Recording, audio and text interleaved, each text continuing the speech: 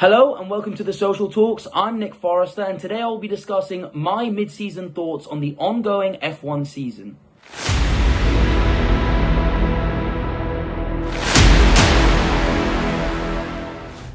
An interesting season thus far sees McLaren with a dominant hold on both championships whilst there's still all to play for in the midfield. When it comes to McLaren, there's really not all that much to say.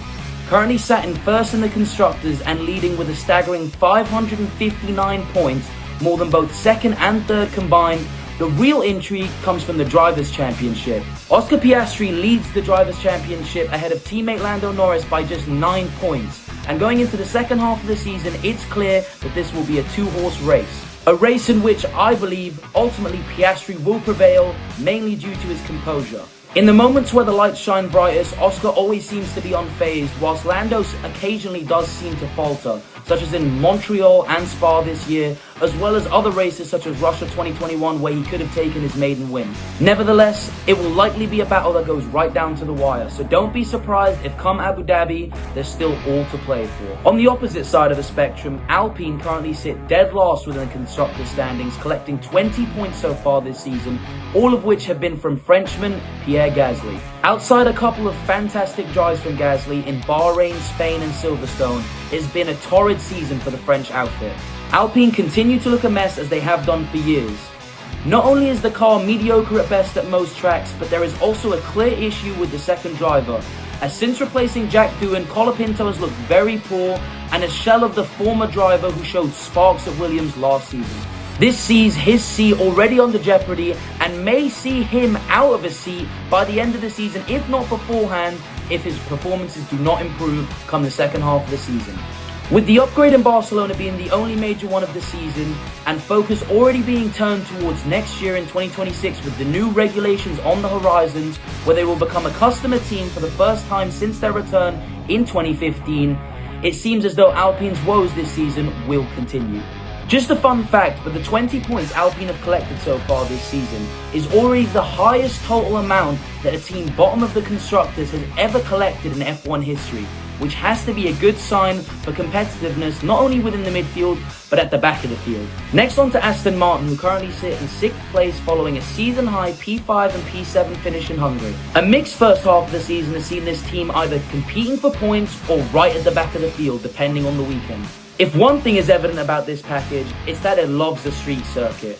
With Stroll picking up good points in Australia, Alonso qualifying in P6 despite getting a DNF in Monaco, and this car being very competitive and finally challenging some of F1's elite in the Hungaro ring. With Lance Stroll continuing to look disinterested and Alonso being in F1 longer than some of these rookies have been alive, there are some driver concerns looking towards the future, but Aston Martin do have the one crucial asset that is Adrian Newey, who may yet still produce another miracle come these new regulations.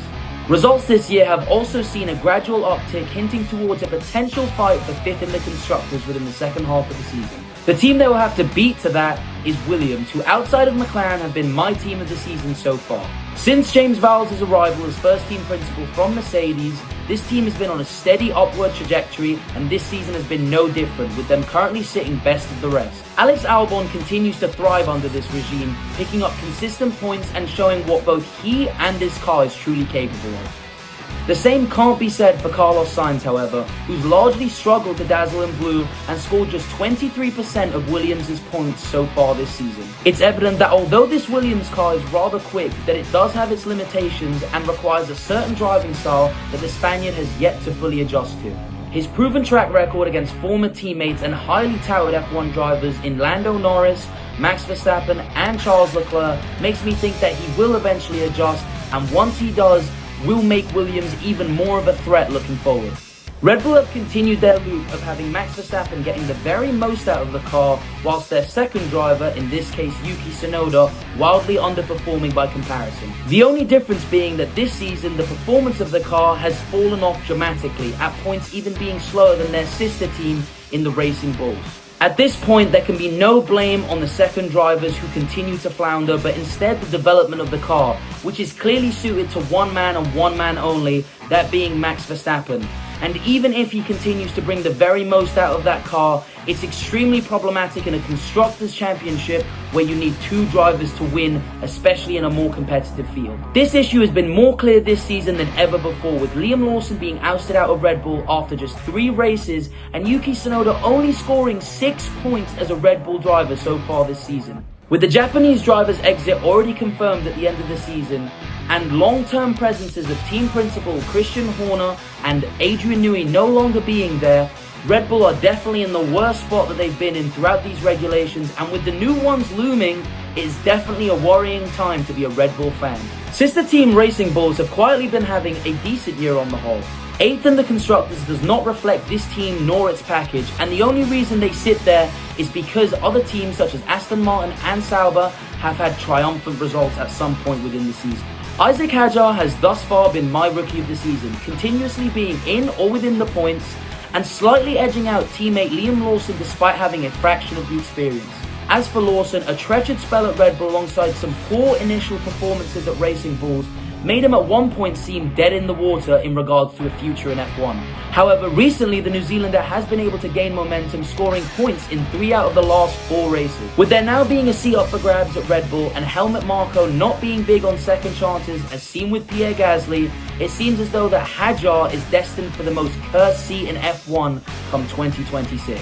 On to Haas, who have probably subverted people's expectations the least this season. Ocon is probably the driver on the grid I could speak the least about. He's really just done his job, whether it be score points where he can and edge out his rookie teammate in Oliver Behrman in head-to-head. As for the rookie, he's probably been one of the most unfortunate drivers on the grid this season, with his points tally really not being reflective of his overall performances this year. Behrman, prior to the Hungarian Grand Prix where he was forced to retire because of an issue, had been on a really unlucky streak of finishing 11th 4 consecutive Grand Prix in a row, which tied for a record for every position that was not first place.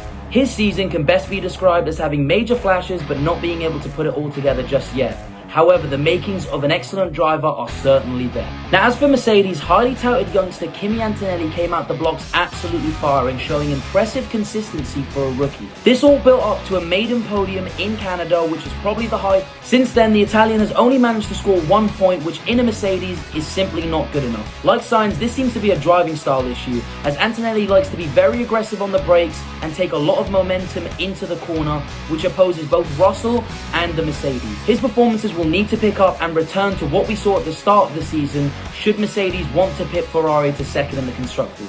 George Russell has been nothing short of superb so far this season. A regular fixture within the top 5 and sometimes even higher, with most notably a win in Canada, Russell has continued to show why with the right machinery, he is definitely going to be a future world champion. Still without contract for next season, mainly due to the looming possibility of having Max Verstappen available and Russell rightfully wanting a long-term contract, there is a possibility that he leaves the Silver Arrows next season. And should that happen, there's no doubt that there will be many teams lining up for his services. Sauber, despite not having the best package, have really impressed me with their other intangibles so far this season. Bortoleto has been a pleasant surprise so far this season, as going into the season I saw him as nothing more than a placeholder going into the new regulations, but the Brazilian has definitely proven me wrong.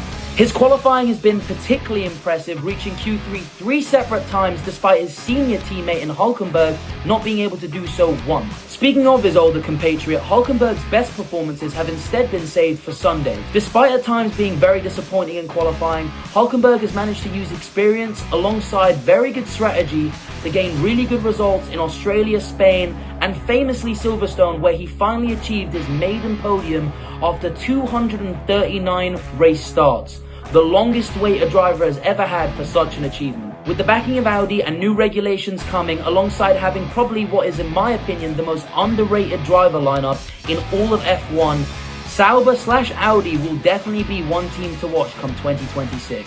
Finally, on to F1's biggest team, La Scuderia Ferrari, who despite sitting in second in the Constructors have been thoroughly underwhelming so far this season, and context is essential in order to explain this. This is because they clearly have the best driver lineup in all of F1, and their main rivals in Mercedes and Red Bull have either a rookie or a driver struggling immensely.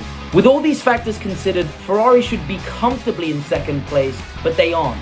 So So why is that? Well, firstly, it seems that this Ferrari car is a real hassle to drive, and more importantly, it's really difficult to get this car under the correct operation window to maximize efficiency. Small upgrades all around the car has helped increase this window, which has helped particularly Leclerc, who has managed to get 4 podiums in the last 7 races. Hamilton instead has had a very up and down rocky season so far. There have been some bright spots for the 7-time world champion, namely a sprint win in China. However, there have been too many weekends with inconsistent performances. Despite this, he has still been able to recoup a decent amount of points, and I suspect he will be a lot better come the second half of the season. With any titles this year already being out of reach, Ferrari look to 2026 where they're internally very confident. Should they be competitive come the new regulations, Ferrari must improve their strategy decisions.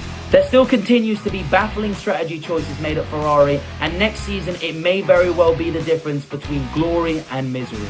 And there you have it, all my thoughts and opinions on both drivers and teams so far in this F1 season.